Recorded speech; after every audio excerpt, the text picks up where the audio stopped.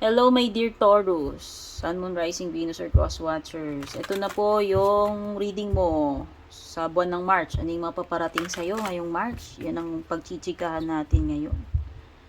Yan, kung bago ka rito, syempre don't forget to subscribe, like, follow. At kung matagal ka na, maraming salamat po sa patuloy na pagsuporta, pagsubaybay. So, ko lang sabihin sa inyo na malaking tulong po yung ginagawa ninyong pag-share ng mga readings natin, like, comment, yung pag-avail ninyo ng mga private readings ko, subscription, membership, pagbibigay ninyo ng support, kagaya ng super thanks at saka stars. Yan. Yung mga interesado sa private reading ko, guys, tingnan nyo na lang yung mga nakasulat sa description.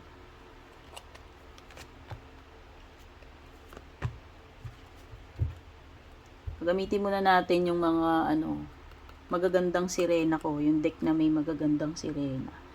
So ayan, mga paparating sa'yo dito is pagiging free-spirited, meron ding love at saka hope. Ayan. Siguro ikaw ay magiging adventurous. Siguro ayan, ang nafe-feel ko kasi dito sa free spirit card mo is nothing can hold you back ngayong March. Gagawin mo yung gusto mo. Oh, you are a free spirit. So, ayan, meron kang independence. Andun yung iyong confidence. Andun yung iyong enthusiasm. Pagiging, paano ba? Bold and daring. Yan. So, yan nakikita ko. Kumbaga, walang bounds or limits. Gagawin mo. Whatever you feel. Tsaka merong love na paparating sa'yo, oh.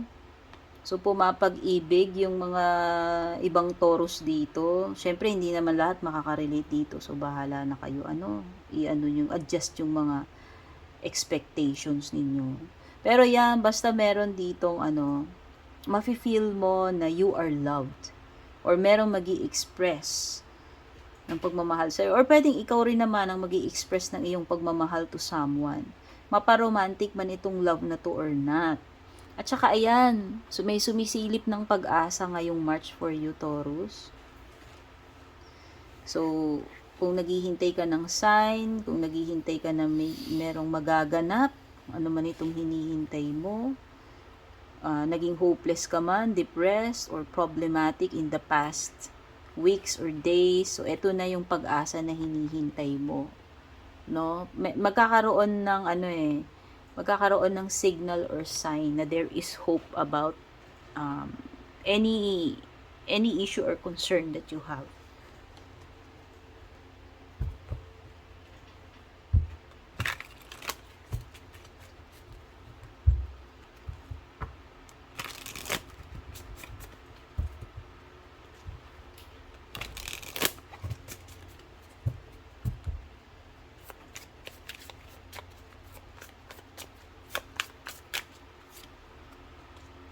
Meron ka rin card ng devotion, innovation, negotiation, at saka vision. Puro Sean.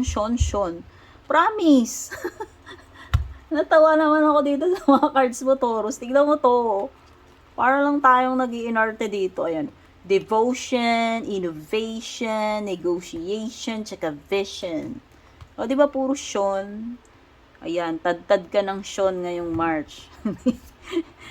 Wala lang. Hindi ako magtataka dito sa devotion kasi nga nakakita ako ng love card dito sa itaas eh. So sabi ko nga, whether ikaw tong magi-express ng love or makaka-receive ng love, andun talaga yung devotion nitong person na to. Oh, whether love mo sa ginagawa mo, love mo sa family mo, sa trabaho mo, love mo sa sarili mo, love mo kay God. No? Marami kasing love eh. And maraming ring ways to express your devotion. Okay? So, whether this is you expressing your devotion to what you're doing or to a person, or whether it's you na receiving itong ganitong klaseng devotion, Pag sinabi nating devotion, talagang nilalaan natin yung sarili natin dun. Okay? Ikaw ay ano ba tawag din? Dedicated. No? Talagang ibinubuhos mo yung sarili mo doon. So, yun. Meron ding innovation dito. So, nakikita ko dito, makakaisip ka ng mga pamamaraan na bago. O, mga bagong systems mo, mga bagong technique mo, or ewan ko kung ano to, baka makakapag-invento ka. Baka bigla ka na lang maging Einstein ngayong March. Basta, nakikita ko Taurus, makakapag-innovate ka ngayong March. At ito ay magiging,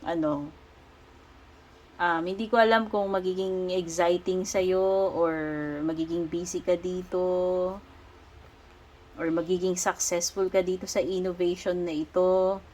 O meron ding mga negotiation dito, siguro may mga pakikibargain, pakikipag-usap. So, yan, pwedeng ito ay mga transaksyon, pakikipag-deal, business man ito, or sa personal matters, no? Yung tipong makikipag-areglo ka doon, paano ba makikipagtawaran ka doon. Basta marami kasing forms ng negotiation eh. So, depende na lang talaga kung saan aspeto to umiikot sa'yo. No? Kung sa relationship mo man yan, sa trabaho mo, whatever, sa business mo. Meron ka talagang vision, no? O yung iba dito is, ewan ko, meron kayong nai-imagine or nasi-sense or nape-predict, no? So, baka iba sa inyo, intuitive kayo. Oo, parang may mga naiisip kayo mga scenarios, or pwedeng sa dream ninyo, may mga visions kayo, or mga premonitions kayo, basta gumagana yung third eye mo. Ayan, no? Sixth sense or third eye.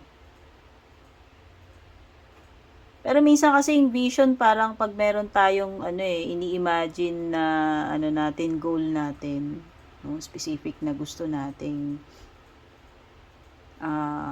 tawag dito? Ma-achieve, or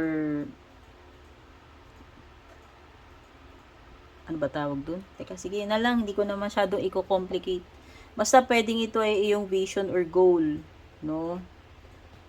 Kasi nga, dami mo naisip dito, no? Makakapag ka dito, makakapag-invento ka, may madidiscovery ka. So, sabi ko nga, mala Einstein ka ngayong ngayong March, Taurus. Tayo ng ibang cards.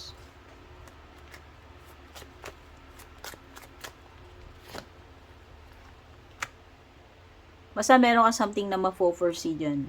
Kasi nga meron din, may pagka-intuitive din kasi yan, Pisces.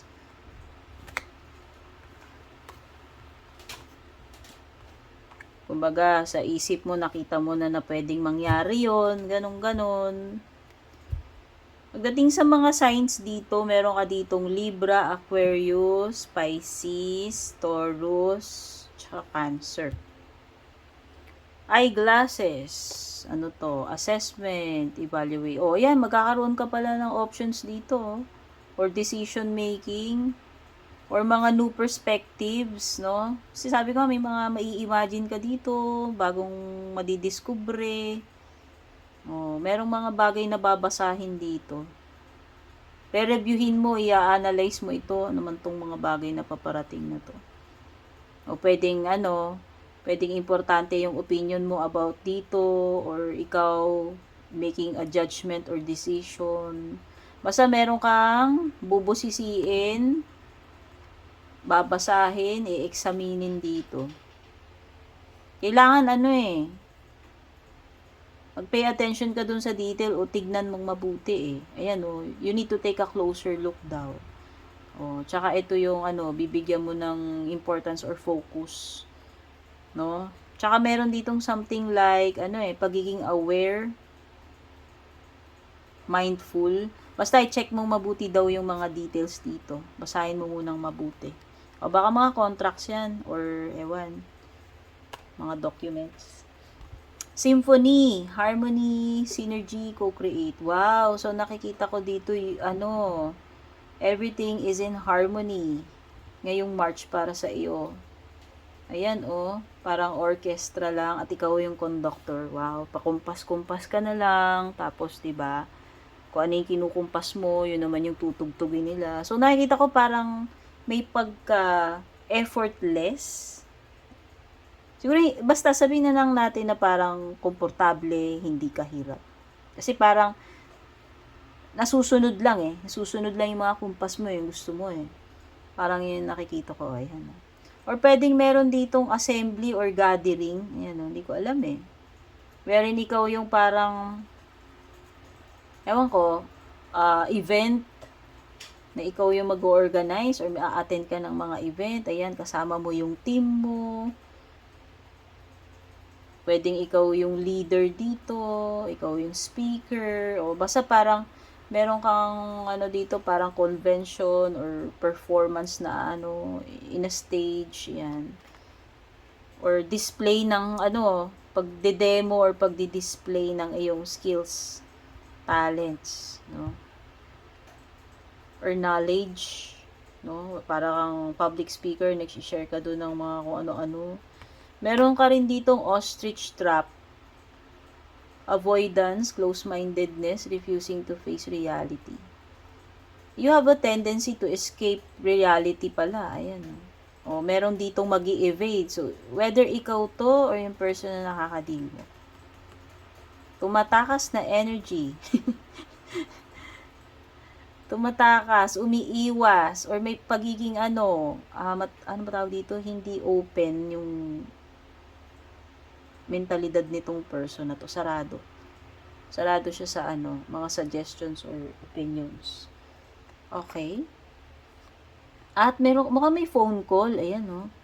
O may communication for sure, o baka may ko-contact sa'yo, o baka ito na yung inaabangan mong, ina-applyan mo. Basta, importanteng tawag to na hinihintay mo. Importanteng meet up, pag-uusap, basta pag-communicate, anumang form ng communication yan.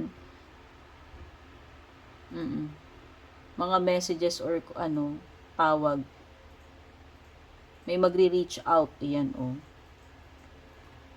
O baka makikibalita or ewan, basta importante yan. Marireceive mo na tawag na yan or mensahe. Tignan pa natin ibang paparating sa'yo.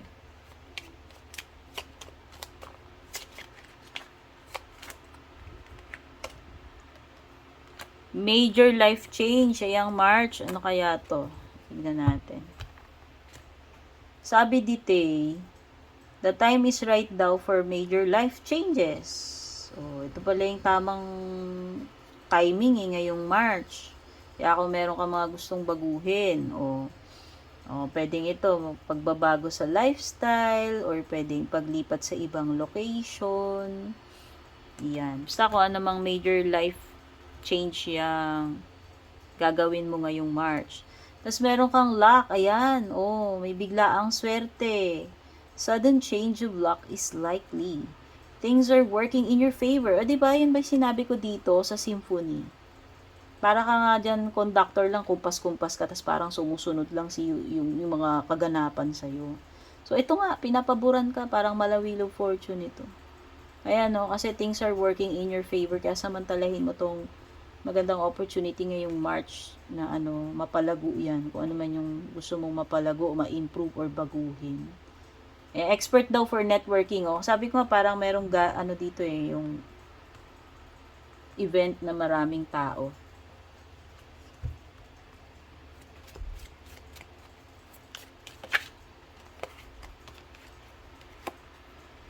Lobster. Oy, yun lang. Pagdating sa financial mo, may kurot-kurot na konti. Konting lang. Excuse me, nadighay ako. Konting higpit sinturon siguro or budget para hindi ka ka-problem about money. Financial. Meron ditong upuan. Either merong mag-feel netong position na to, pwedeng may darating na bagong tao or may aalis. Okay? Kasi O baka position sa trabaho to o role sa buhay mo, hindi ko alam. Basta pwedeng may papasok na bago or aalis, okay? Kung sino man yung tao na yan. Ano man ang ugnayan ninyo, significance niyan sa buhay mo. Dealing sa relationship with naman, ayan ha, pwedeng lalaki. Aalis or papasok na bago. Ay, ang dami mong trono, dear. Ayan o, bongga. Meron kang dito mukhang trono din naman to. So, dalawang chairs ito. O baka may bagong position kang mapapasa iyo, like promotion. Position of authority kasi may mababakante dyan. At ikaw ang ipapalit siguro. Ikaw yung mapopromote mo, di ba? Ngayong March. You will be shown the way. Ayan na nga yun. Saan ko ba nakita yun? Ayan yung vision Ayan, nung lumitaw, naalala mo tong vision card na to.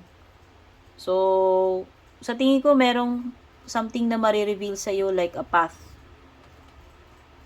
Kasi i-guide ka, ayan, malalaman mo na lang this March. Kung ano yung dapat mong gawin, o anong direction dapat yung tatahakin mo dyan. Pwede kasi nga ito road to promotion na yan Kasi nga parang may something dito about position or leveling up, ayan, pagiging authority. Bossy, Bossy.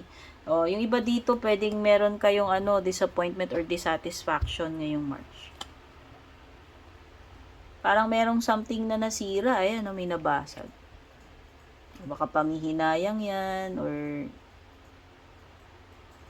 disappointment. Kasi meron ding loss dito or pag-alis So, depende kung maka-experience ka ng loss or failure, pwedeng ganun. So, yan yung mga na-pick up ko na mga posibleng paparating sa'yo ngayong March, Taurus. Maraming salamat sa pag-drop by. Take care. Babush! And kung balak nyo pong mag-book or mag-inquire ng personal readings ko, basahin nyo lamang po itong nakasulat sa screen or yung nakalagay sa description.